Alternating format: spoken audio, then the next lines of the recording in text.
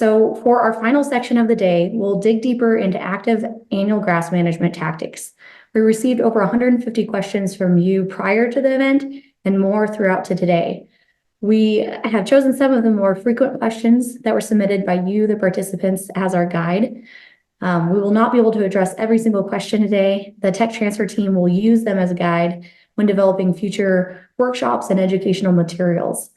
Our panelists will have a chance to address some in-depth questions in the first part of this segment. Then we'll move to a lightning round where they'll have 1 minute to answer each question. So it should be a pretty fun session. We have not yet met Lisa, so I'd like to introduce her now. Lisa Jones is a research associate in the Department of the Plant Sciences in the University at the University of Idaho. She leads the Field Ecology Unit researching herbicide efficacy and plant community responses in natural areas. Lisa is knowledgeable about invasion biology and ecological impacts in grassland and shrub steppe systems in the Intermountain West. I'd also like to welcome back Paul and Brian. With that, we'll just launch right into our questions. So, Brian and Lisa, what are some management tools and how can we use them to most effectively manage rangelands affected by invasive annual grasses? Thanks, Erica. I trying to think of a way to summarize all of the decades of information that kind of tie into this, and I give some great recognition to the panelists on the previous segment. They've already provided some of their experience with this. I did want to come back and remind us that our management tactics are largely determined by what our opportunities are with the vegetation that we're managing. I don't want to beat a dead horse too much, but sometimes dead horses are probably worth beating again. So if we're focusing much of our efforts on the intact core, trying to defend the core, it's primarily good guys. We want to keep it that way. We're going to focus on things like inventory and monitoring and prevention and early detection. And in those sites that we know we have high susceptibility or suitability to impacts from invasive annual grasses, we may take aggressive rapid responses to new populations as they become established in those sites. And the overall goal is to manage that site to maintain the integrity of that desirable system. Now, if we go to the other end of the spectrum that we've kind of talked about, we're in that contain, restore, or accept the new normal location. And we assume, I made an assumption earlier in the day that we have low recovery potential, but I will say make sure. We've worked on a number of projects in the past where if you just looked at canopy cover, you might assume that it's an annual grass monoculture, when in reality a number of those perennial plants are suppressed. They're just kind of hidden underneath the annual grass canopy. So don't assume, make sure. We've got more potential options because there's less non-target damage potential on some of those sites where we're moving into a full-on restoration scenario, especially in the cases where we need to augment desirable plants with seeding or transplants or things like that to get our desirable plant community back to where it needs to be. And in those cases, our weed control methods need to be compatible with seeding. I will also say we probably have a higher uncertainty when we're on that end of the spectrum. And so in some cases, it may actually make sense to manage it as a novel ecosystem. And then we've got this transition zone, which likely to be the place where we're going to do a lot of our actions. If I'm managing primarily for livestock production on a single property, this may be the place where I can recover at a relatively low investment some of the grazing capacity of those sites. I would also think that we need to be aware of unintended consequences of whatever our management actions are, because we've still got enough good guys left that we don't want to damage them on those sites. So our control methods need to be selective and effective. And this really might be the highest leverage opportunity that we have to not only defend core that's already in that adjacent intact state, but to grow the core that that we want to expand out into other regions. And so we talk a lot about doing things. What are the things that it is that we can do? And if we can move to the next slide, there's a group of us that did a very broad scale, systematic review of all of the cheatgrass control publications that had been published up until about 2015, I think. I would remind you, this is prior to Indaziflam, and there were a few key take-home messages that came from that summary analysis, and I've highlighted that in the orange box, is that herbicides across the board, and I'm going to talk a little bit about generalizing herbicides because there's a lot of differences in herbicides. Short-term responses, so 1 year, 1 year responses are in the closed, the dark boxes, and then long-term, so between 2 and 5 years, are in the open boxes. Anything that doesn't overlap with 0 means a reduction in cheatgrass, and anything to the right, anything to the left of 0 that doesn't overlap is a reduction. Anything to the right on perennial grasses means an increase in perennial grasses. And what we see is that the two management actions that really led to a long-term reduction in cheatgrass were herbicide and revegetation. And one of the key things that led to a longer-term reduction or increase in perennial grasses was also herbicide. And there's a couple things to point out, is that many of the revegetation studies also incorporated herbicide as a setup for the reseeding. And I think one of the key things that we didn't see this tremendous increase in perennial grasses on those revegetation studies was because we were starting at a more degraded state on those revegetation studies than we were. I'm not completely 100% that that's what's driving it, but in looking back through some of the data, it seems like we were starting at sort of a lower plane from a recovery potential site. So all these other things are things that we consider. We get a lot of questions about herbicide, and so I'm going to drill into herbicide a little bit more in the next few slides. We've seen this figure introduced. Claire did a great job. I'm going to kind of touch on timing with different herbicides. You can go ahead and pull the glyphosate up. I'm going to generalize again and say that we'll have to follow up with more specific discussion. Something like glyphosate is a very short residual herbicide with no real selectivity, only post-emergence activity, and so we're not going to be effective with glyphosate until our target annual grasses are actively growing above the soil surface. One of the things I've done with this is I've put a dotted or a dashed line in areas where we might want to exercise some additional caution.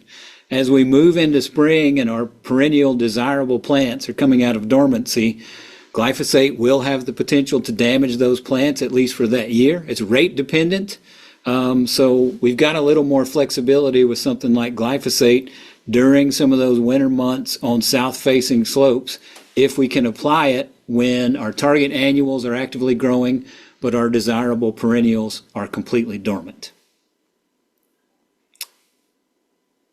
I've grouped this next set because they've kind of got a similar application profile. Imazapic, rimsulfuron, and sulfasulfuron, they have a little bit of both pre and post activity.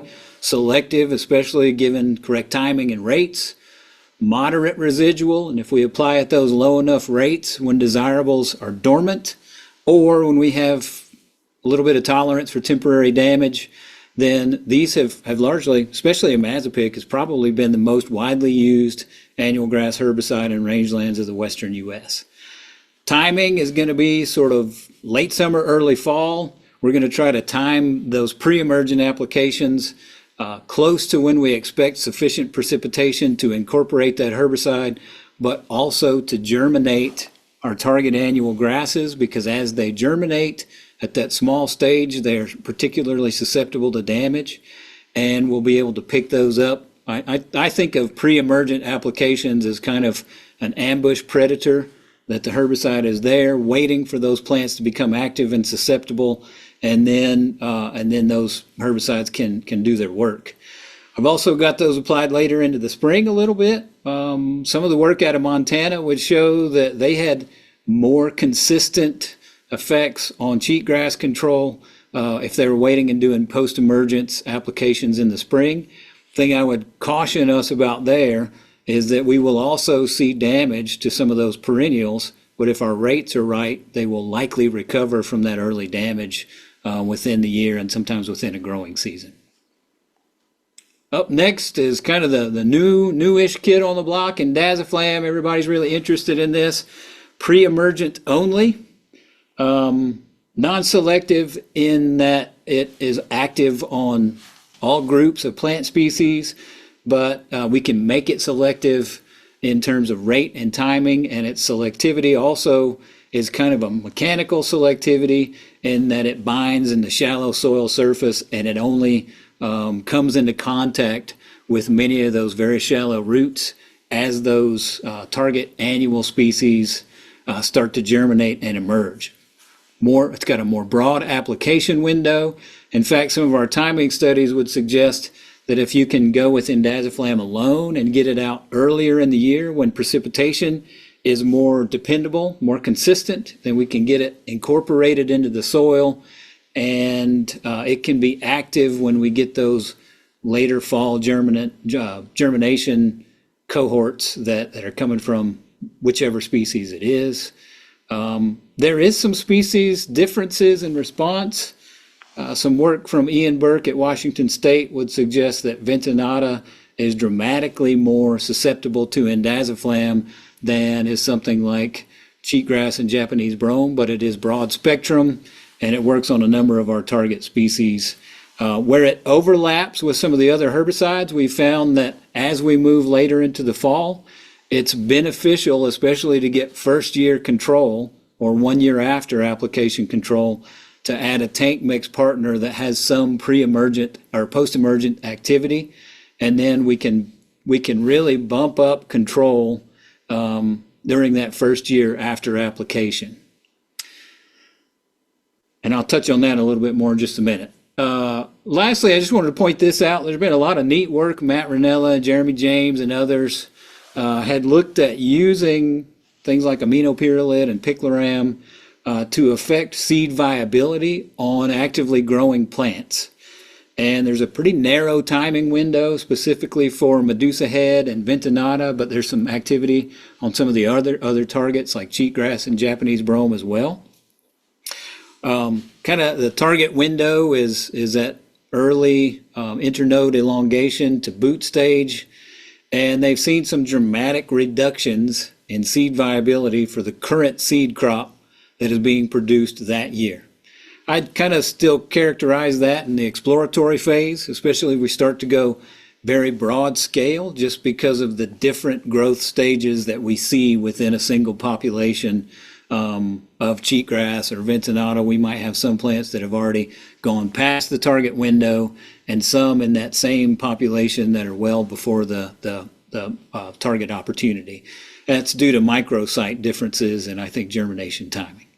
So this is incredibly generalized. We're going to make that figure available to you. It does provide some guidance and some things for you to think through in terms of when to apply some of these herbicides.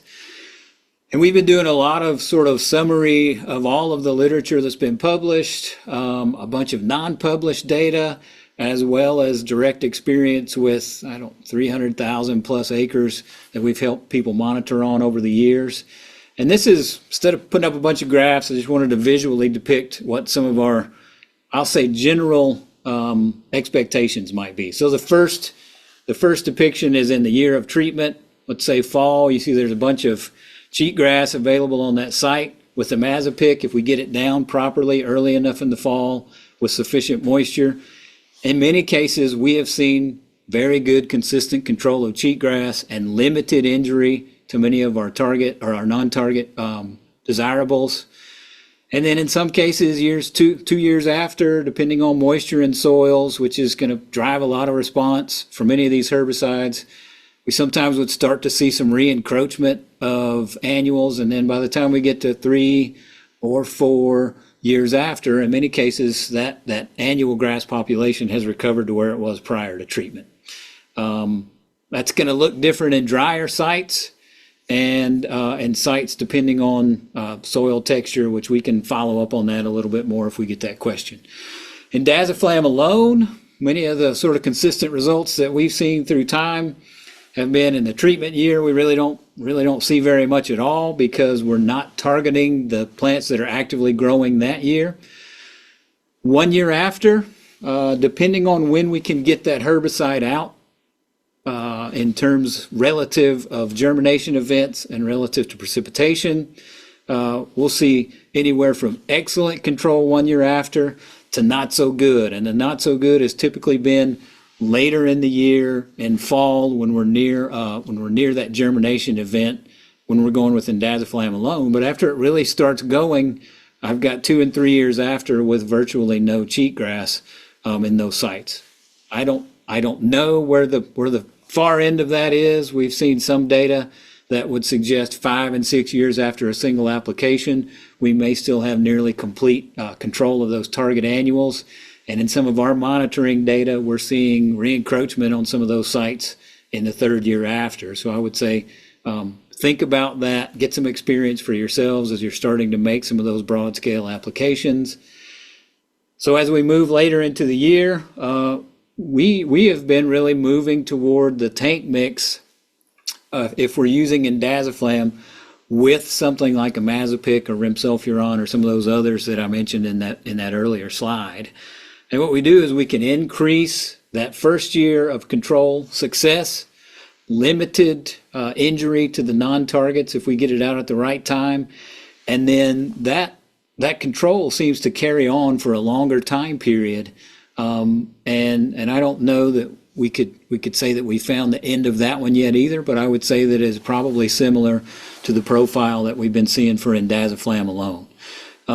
Again, before we move to Lisa, I will just say that all of these responses are going to be site specific. They're going to depend on your existing plant community on those sites.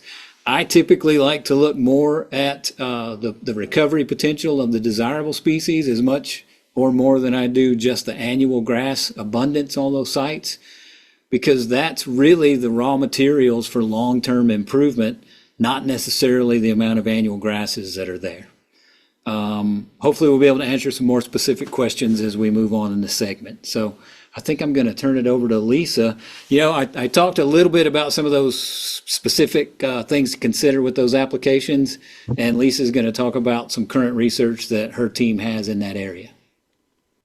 Yeah, thank you, Brian. Today I'll be presenting data from a site in south central Idaho. It's at about 5,000 feet elevation in sagebrush steppe. And the initial annual grass, which is mostly cheatgrass cover, was 55%, and there was still an intact and diverse native plant community. In 2019, we made a pre-emergent aerial application of indaziflam and indaziflam plus imazapic, both at 5 ounces per acre. And just to give you a sense of scale, the total treated area was about 18 acres in a single pasture. Now, one of the things that was kind of unique about this study is that prior to the aerial application, we laid out water-sensitive paper in 2 rows perpendicular to the spray swaths. So now the treatments were initially designed with 4 different carrier rates, meaning that the amount of water per acre varied. And in general, the lower the carrier rate, the fewer droplets per square foot you would expect. But there is no formula to calculate droplet coverage from carrier rate because there's many factors such as height of the aircraft, wind, etc., that would affect droplet coverage, not just the carrier rate. So it's more accurate to discuss plant response to the herbicide based on the droplet coverage that we observed as opposed to the carrier rate. So from the data from our papers, our droplet coverage ranged anywhere from 2 to 21%. Now the images in the lower left, you can kind of see what the low and high end of that range looks like with the blue dots representing the herbicide coverage. And on there to scale in red, I've drawn a little cheatgrass seed, and which to demonstrate how with lower coverage, it can mean the seed is not hit with an herbicide. And that's particularly important when using indaziflam because it has little mobility in the soil. So next I want to move on and show you the plant responses to herbicide droplet coverage. First, we're looking at annual grass control, which was calculated by looking at the cover of annual grass in our treated plots compared to adjacent untreated plots. And I'm showing data here from year 1 after treatment and year 4. Year 4 was this past summer of 2023, because the patterns that we see here are remarkably similar. So looking at these graphs, we have the herbicide droplet coverage on the x-axis and our annual grass control on our y-axis.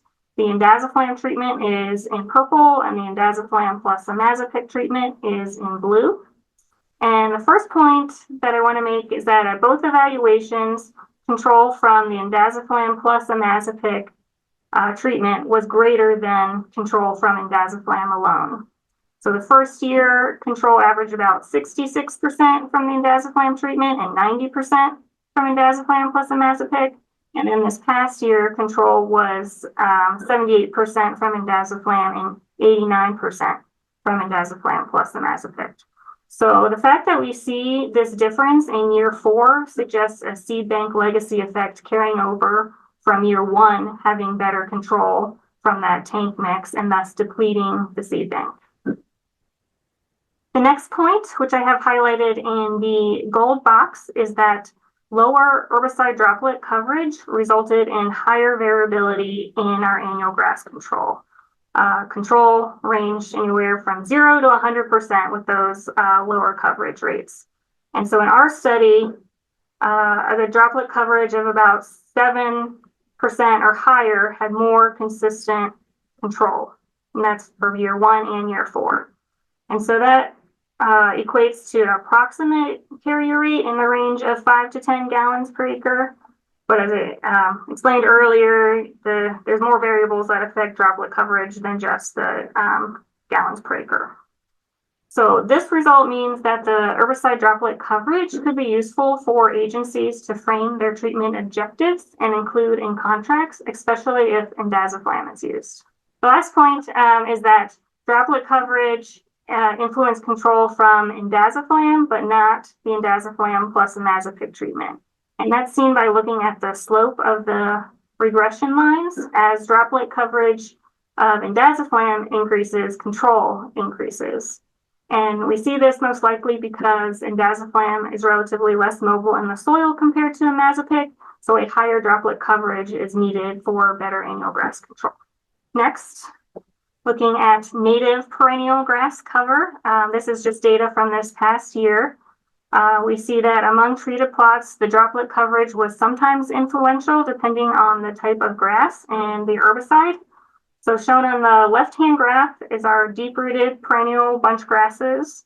And we see their cover increased with increasing droplet coverage. And this is likely because we had better annual grass control with higher droplet coverage.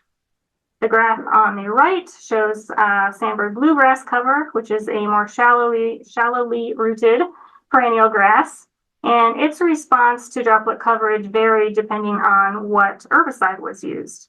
So with indaziflam in purple, the sandbird bluegrass cover increased as droplet coverage increased. But with the indaziflam plus imazapyc treatment, there was no relationship with the droplet coverage. This could be because sandbird bluegrass can be susceptible to injury from imazapyc, so there might have been a little suppression with the higher coverage when you included imazapyc.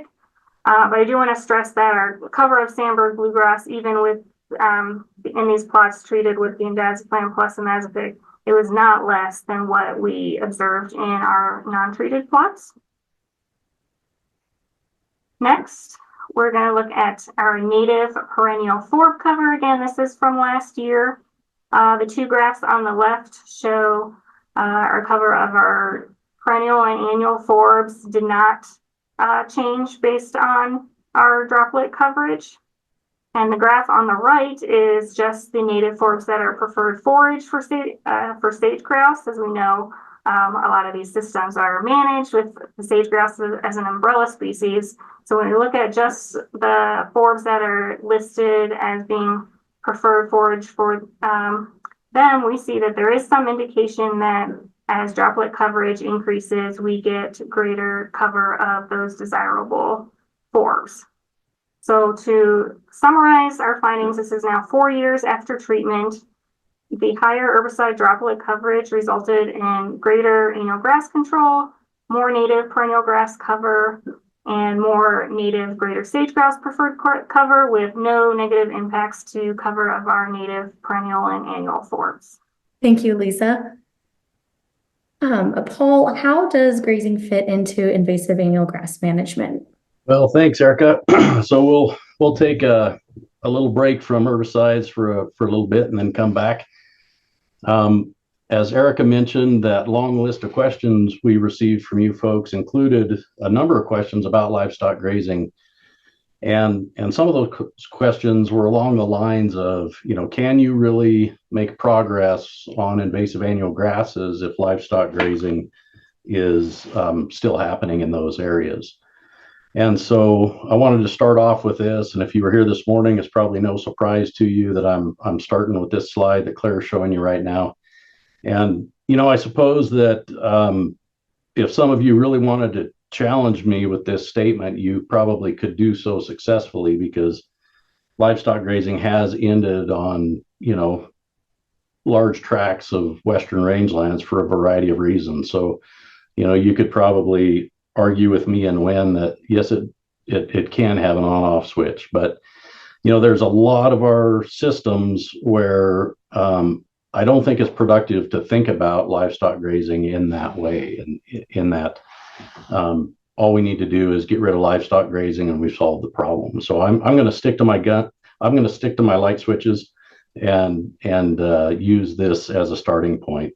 I want to go here next. So the effects of livestock grazing really depend on how it's managed. And so some of us are familiar with the relationship between the water content of a soil and the pressure or suction that holds water in pores. And I'm introducing this as an example of multiple pathways because the effects of livestock grazing, depending on how it's managed, has multiple pathways. And so, if we're interested in this relationship between water content and the pressure that holds water in the soil, it's different for a drying soil than it is for a wetting soil. And so just those two factors identify that there's two different pathways, the red line and the blue line. And then if you have a wetting soil that is then kind of switched around from wetting to drying, then you pick up some of those black elliptical pathways in the middle. So there's really multiple pathways of things going on here. And that's the way it is with livestock grazing and the effects of grazing. So it's not just simple movement in two directions back and forth on a straight line. It's a complex of lots of different pathways. On the next slide here, the main point I want to make is I think some of the reason that people fall into this idea of thinking, well, we just need to get rid of livestock grazing and we'll fix it, is the fact that it is widely accepted that historic livestock grazing is a significant factor, or was a significant factor in our rangelands being invaded by invasive annual grasses. But the point I want to make here in the next few minutes is that historical grazing is very different from the way livestock grazing happens currently. So in a minute, I'm going to read through some quotes that I hope kind of demonstrate how different it was. But just before I start doing that, and you'll pick up, I'm going to read about, the Homestead era and Homestead Acts. And basically, this historical grazing happened at a period in our history when you had a whole bunch of homesteaders and miners and other people moving west into ecosystems that were unfamiliar to them. They really didn't understand them. And some of that movement was encouraged by government programs that were designed by people who probably knew even less about some of these Western rangeland ecosystems. And so the picture in the center there is one of my all-time favorite pictures, and it's during the Homestead era, and it's related to cultivation. You can see a plow being pulled by a couple of horses there. And, cultivation was part of the homestead era, part of the homestead acts. And don't get me wrong, I respect and appreciate farmers and cultivated agricultures, but at my heart, I'm a rangeland person. So I've always appreciated this picture. In the center, closest to the center of that picture, is a Native American individual, and those are his words there, wrong side up. And so here's somebody who has a much longer history in these systems, understands them probably better than the people that are plowing them up. And by golly, we had a lot of marginal and worse farmland that was turned up in these early years. And that's just an indication of, we didn't understand. I mean, we had sayings like rain follows the plow and things like that. So at this point, I'm only going to highlight a few of the very many reasons that historical livestock grazing is very different from the way livestock grazing is managed currently. The way I'm going to do this, and again, it's just the tip of the iceberg, is I went through this book. I think it came up earlier. It's a book by the now late James Young and his co-author Charlie Clements called Cheatgrass, Fire and Forage on the Range, and read you some quotes, historical quotes about what was happening. And I hope that paints a picture of how different historical grazing was from current grazing. Now, ranching now is tough. Can you imagine what ranching was like in the late 1800s and early 1900s? It was whopping tough. So rather than say quote, end quote, a number of times, as I start reading these, I'm going to try to look up when it's my words, and I'll be looking down at my paper with my reading glasses on here when I'm reading the quotes. So I'll start right off with something from the first page. The worst sound a sagebrush country rancher could hear was the bawling of starving cows. It was a familiar sound in the 19th century Great Basin, where 160-acre homesteads could not produce enough hay to bring cows through the winter.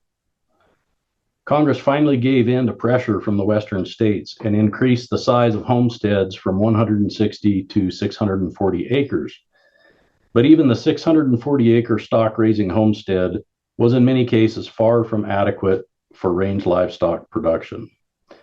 Now, the following quotes will kind of indicate the magnitude of that inadequacy. The rancher put off feeding hay until the cows had cleaned the dry field of every possible straw of forage. After the first snow fell and failed to completely melt, he grudgingly began digging into the stack of hay.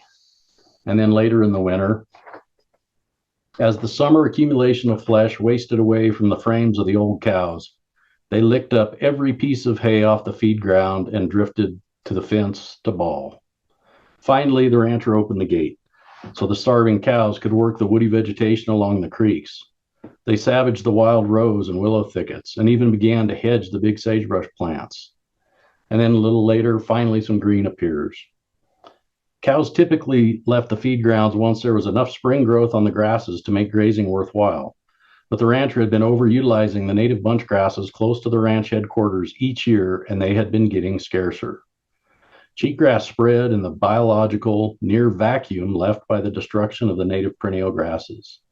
Some ranges that had been excessively grazed had been nearly bare for more than a decade when cheatgrass arrived. And then referring to the sagebrush grasslands in the Great Basin, grazing was so intense over most of these rangelands that there was insufficient herbaceous fuel to carry a fire from shrub to shrub. The lack of continuous vegetation greatly reduced both the chance of ignition and the rate of spread of wildfires. So hopefully, folks, that paints a picture of how much more extreme the scenario was in the early years, the historical grazing compared to current grazing. So I think that's very important to bear in mind. So I'm going to go into some of these generalizations about livestock grazing management. Timing, duration, and intensity. Those are the three big factors that really influence the effects of grazing. And I think if we go to the next, there we go. If we manage those factors, then it is very possible to successfully manage livestock grazing to keep the desirable plants in the plant community, keep them doing well, and able to compete with some of these invasive annual grasses. And then, there are other things we can do to kind of target the invasive annual grasses to exploit their weaknesses and really promote the desired plants. And I just wanted to mention this paper down below. There's this is kind of an influential paper about rotational grazing on rangelands. Came out in 2008, and it has a neat section in there that I've snapshotted about unified vegetation responses to grazing management that does a nice job talking about these factors. So then if we focus a little bit more on grazing cheatgrass, there's really two times. There's spring prior to seed ripe, and then there's fall after the seeds drop. And we'll start off with that springtime grazing on cheatgrass. At this time of the year, cheatgrass, other invasive annual grasses are mostly palatable and readily grazed.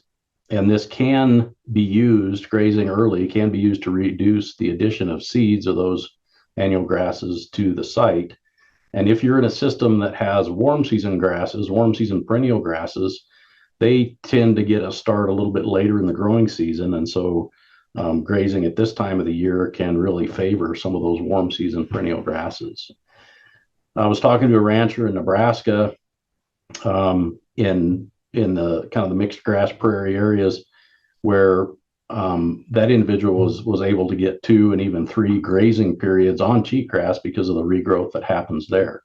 That doesn't happen in my neck of the woods, but just to acknowledge, we've got an audience from quite a range of locations. Spring grazing can reduce the biomass of cheatgrass. Maybe not the density being the number of plants per unit area, but can reduce the biomass. And then related to that, reduce the amount of standing dried biomass that will be there later in the season and be that risk of fire. So reducing fuel loads immediately prior to the fire season. Some of the things, other considerations about this is that the timing of grazing readiness can vary quite a bit from year to year, and often that results in some pretty large logistical challenges. For example, over where I am in northern Nevada, we can have a lot of variation on when it's time to graze the cheatgrass if you're trying to hit it in the spring, and a very short window to the point where a lot of the ranchers are just like, logistically, I can't do it. I mean, we might not know until a couple of days before we're supposed to be there, and there is clear over there and the cows are clear over there. So it's really hard to predict. In other parts of the country, that's more predictable and folks can deal with it. The amount of cheatgrass biomass varies a lot also from year to year. So there again, trying to predict what you're going to have and how long you can be there can be a challenge. And then getting sufficient numbers of animals to be in the right place at the right time in years with a lot of cheatgrass might also be a challenge. And then, as always, you need to think about the other desirable plants in the plant community that you care about. Now, if we switch to the dormant season or fall or winter grazing, and this would be after the seeds drop on cheatgrass, this logistically tends to be a little easier for folks. It's a little more predictable, and you've lived through the spring and summer. How much cheatgrass production there was, and so the logistics of hitting this season tend to be a lot easier for people in several places. Being the dormant season for most plants, this can be benign to even beneficial to perennial grasses as long as the intensity isn't incredibly severe. It's important to remember that the amount of material that you leave for those perennial grasses does a couple of things. It insulates the crown of the plant right at the soil surface where the shoot system meets the root system, kind of insulates that from desiccation and extreme temperatures. And then also the buds for next year's growth are set at that time of the year. And usually you're okay unless you really, really hit these things hard. Grazing at this time can reduce the density of seedlings of cheatgrass in the following year by removing that standing dead biomass. And earlier, Claire and some others talked about the importance of that thatch layer to kind of produce conditions that are very favorable to cheatgrass germination. And if you take that away, you can reduce the seedling density in the following year from a third to a half in the grazed areas compared to ungrazed areas. As always, the amount of cheatgrass biomass is variable. There is an indication that you can reduce biomass with the dormant season grazing, but who knows if it's enough to produce an effective fuel break. Maybe not, maybe so. But there is an indication that you can change the composition and distribution of fuel, especially if you're favoring some perennial grasses and disfavoring or exploiting weaknesses of the annuals. But in order to do this dormant season grazing, you need to put a protein supplement out. The good thing about that is it can be pretty effective for concentrating animals in the areas where you want them to be. As always, you got to consider access to water. The nutritional quality of cheatgrass varies an awful lot. Think about the type of livestock that you're planning to use, and integrating grazing management with other tools that you might be considering. And then, if you're grazing a fuel break, you probably really need to concentrate animals. But it's a good point to think of, how do we want the distribution of use over our project area? And are there things we need to do to influence the behavior of the animals to get as close to that as we can? Thank you, Paul. There's a lot of emphasis on indaziflam currently. What do we know about impacts to desirable non-target vegetation, especially forbs and shrubs important to wildlife? Maybe we could hear again from you, Paul and Lisa, on that. Okay, so I was just going to talk for a minute about a neat study we had the opportunity to work on near Pinedale, Wyoming, where exactly what you just asked, Erica, was kind of the driving force for this study. It was kind of the non-target effects of indaziflam or Rejuvra on these rangeland sites. And so I'm going to talk just about one part of the study where we had 3 large plots, large being about 5 acres each, that were sprayed by a helicopter. And then we had 3 unsprayed controls mixed in there. We used a 5 ounce per acre rate of Rejuvra, and then looked at these sites 3 years after treatment. We did a couple of things. One was to look at species richness in the field, so the above ground plant community, and then looking at soil samples with associated seeds in a greenhouse study of the soil seed bank. And in there, we were looking at the density of seedlings that emerged from those samples we collected, and then also the species richness of those. And this work was published by Jake Korkamp, one of my students, a couple of years ago. And of course, Jake did all the work on this. So I just get the pleasure of talking to you about it. Okay, and real quick, what we saw, we didn't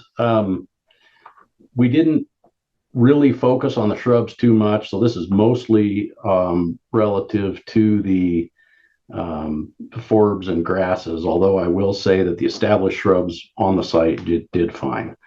So our treatments did really a great job at reducing both the density and the cover of cheatgrass. That was the only invasive annual grass at these sites. We had no effect on the above ground native species richness, so the species richness of the plants growing on the site.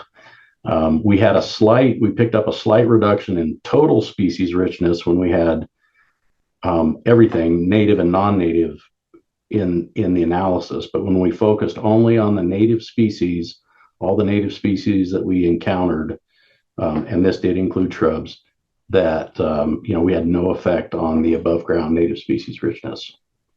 Now in the seed bank study, we did significantly reduce both the density of seedlings that germinated from those samples we collected, so reduce the native seed bank density, and we also reduced the native species richness of the seed bank, or the seedlings that grew from those from those soil samples.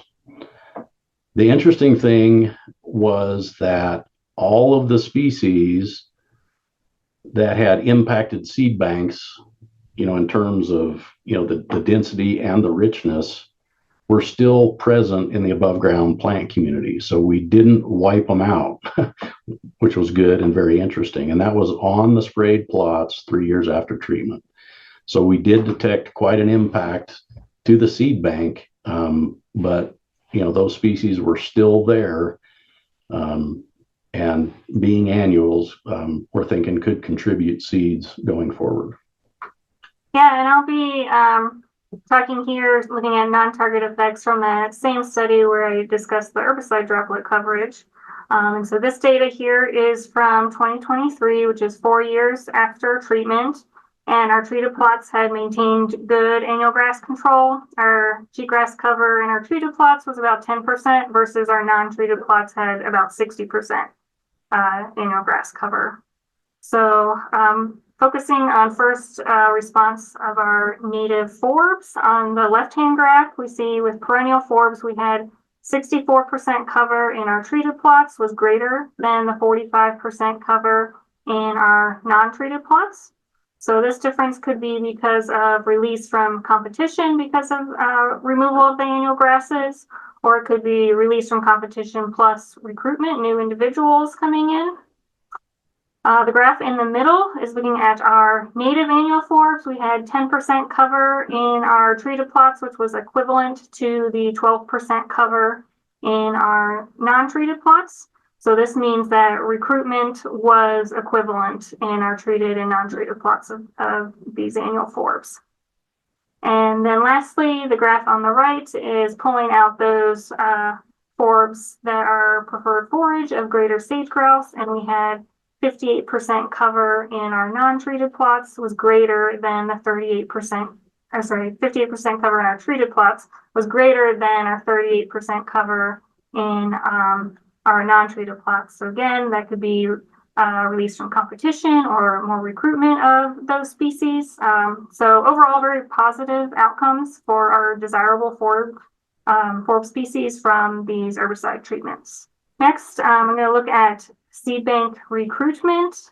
In this past year, we observed 55 total forb and shrub species, and 32 of those were forbs preferred by greater sage grouse. We had 9 species in our treated plots, which was less than the 12 species in our non-treated plots, but that is because our non-treated plots had more non-native species. When we looked at just the natives, the species richness of our recruits was equal. And then on average, we had about 1 individual per square foot in our treated plots for both our treated and our non-treated plots. So that's very encouraging for recovery. So from this, we're concluding that 4 years after treatment, neither the annual grasses nor the herbicide treatments have affected native plant recruitments, and the photos here are just showing what our most abundant recruits were in this system. Again, I just want to read it. This in our system, this was natural recruitment from the seed bank. We did not do any kind of seeding treatment. So we also measured recruitment in 2022. So by comparing years, we can get a sense of how the plant community may be changing. So compared to recruitment measured in 2022, 2023 had 22 more species, which were the forbs, 10 of which were forbs preferred by greater sage grouse. There was an average of 3 more species per plot. The plot size was about 100 square feet. And we saw a 75% greater density this past year. So again, this is very encouraging that our site is on a positive trajectory.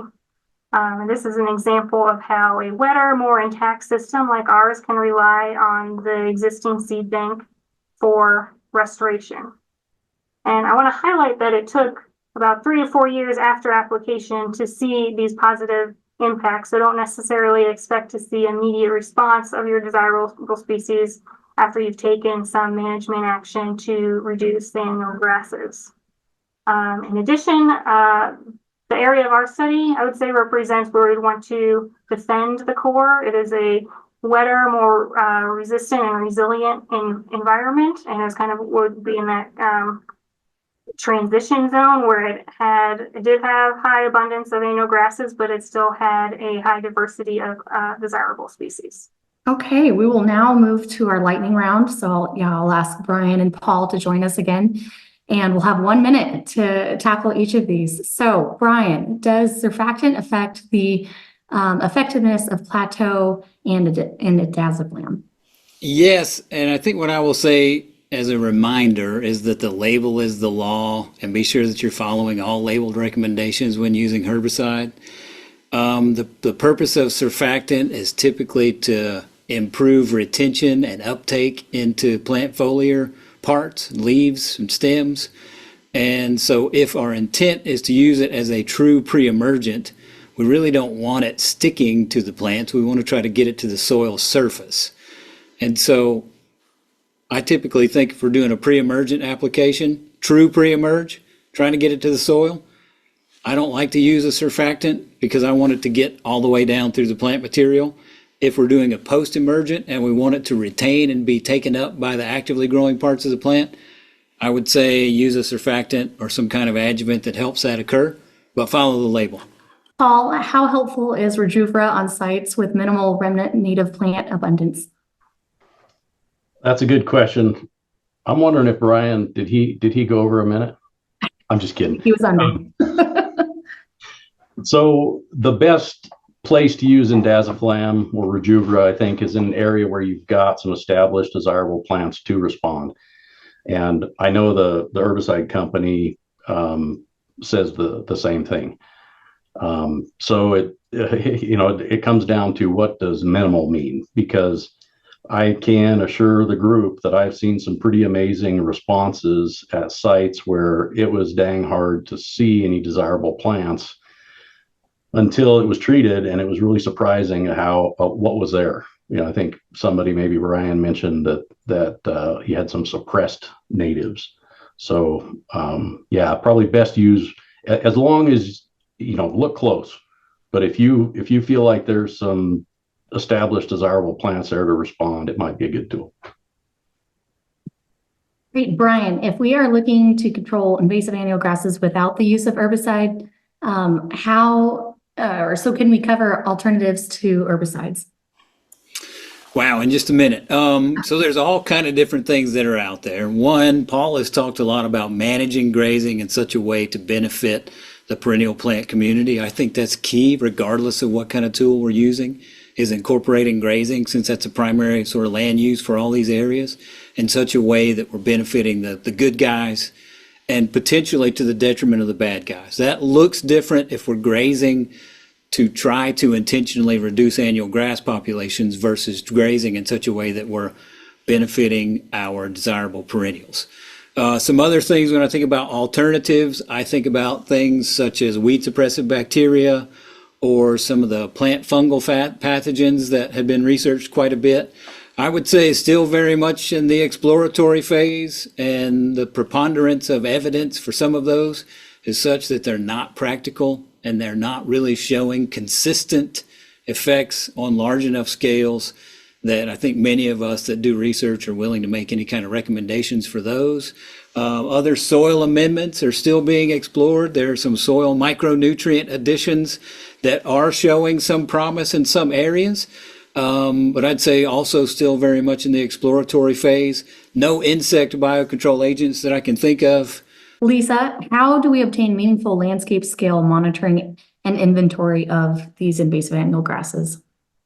Sure, I think JC covered that pretty well in the last session, but just to reiterate, knowing your goals, so you collect data that will help you with your decision making.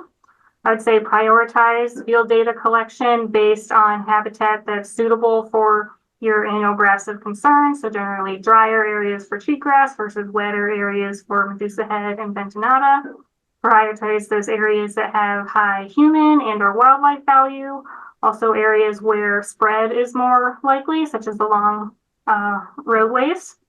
And I'd add that while assessing annual grass abundance by itself can provide good insight into your infestation severity, consider also measuring abundance of your desirable vegetation, because that can be used as a guide for when your system is at greater risk of having decreased recovery potential, or if you're monitoring after a management action to decrease annual grass abundance, it helps you assess if your system is recovering and becoming more resistant to reinvasion. Brian, what is the best option for reseeding post herbicide treatment? I mean, I would say the best option is to not work in places where you have to reseed, but we're not always blessed with that opportunity. So I would say ensure that we're talking specifically about herbicide, ensure that you understand things like a replant interval and the limitations that are often reported on the label. Should say, how long do you have to wait to plant a specific type of species following application? I typically like to think about going with something with a short residual when we're doing reseeding, to try to get some control of the target annuals and give us an opportunity to get established those species that we want to have. And once they are able to tolerate something with a longer residual to kind of capture and protect that seeding, then think about coming back in with a sequential application after that. But the key is something that gets those desirable plants established in the beginning. Great. This is for both Lisa and Paul. What tactics work well removing cheatgrass growing under sagebrush? Let's start with Lisa. Sure. Well, I think the short answer is we don't really know.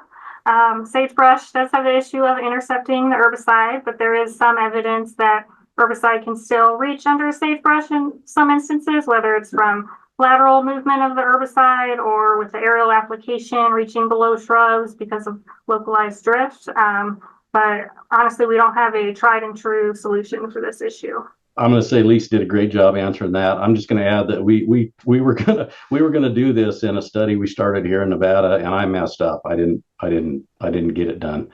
But yeah, when you think about those, that great diagram that Lisa showed with even 18% coverage on droplet of droplets, and then those herbicides are able to spread and fill in the gaps. I mean, they're moving under shrubs too. And then there was some neat rainoff work out of Colorado State University that shows that even some of the stuff that's intercepted, it's not much, but some of it can subsequently make its way down to the soil. So great job, Lisa. Lisa, are there better years to treat for cheatgrass? Sure. I would say that wetter years would be better, because then you're getting more of the seed bank that's going to germinate. And so then you can kill all those individuals and prevent it from going to seed and then contributing more to the seed bank. The caveat with that is that our weather prediction skills are imperfect, so we're never certain when is it going to be a wetter year. I would also caution that because the scale of the invasion problem is so large, I would say it's best not to wait to do the treatment until quote unquote the best year. And finally, you guys have done a great job keeping to a minute. Paul, are there any possible ways to manipulate grazing of Ventonata via increasing palatability? Boy, we don't know yet. I mentioned this morning, Lisa reminded me of the work in Idaho in hay meadows. They had hay fields that were infested with Ventonata, and pretty much the only thing that resulted in cows eating hay that had Ventonata in it was to pelletize it. So that's an extreme manipulation. But it is early. It's early on. Maybe we'll get lucky and somebody will find a great way to increase the palatability of Ventonata. I'm at 37 seconds. I'll just mention, so some of the observations, this isn't backed by data yet, but some of the observations with Ventonata are that, it stays pretty little for a long time early in the growing season when it might be more palatable, and then it kind of shoots up and gets coarse and rank really quick. So it's kind of different from some of our other invasive annual grasses that we've dealt with. 1 minute and a second, I better stop. Thanks. Thank you so much. That was fun to go through that round with you guys. Just as a reminder, The partnership will be following up with additional products created to address some of the questions and topics that have been submitted today that maybe we didn't get to. We've heard a great deal about the urgency to act now and to be strategic in what we're doing. Let's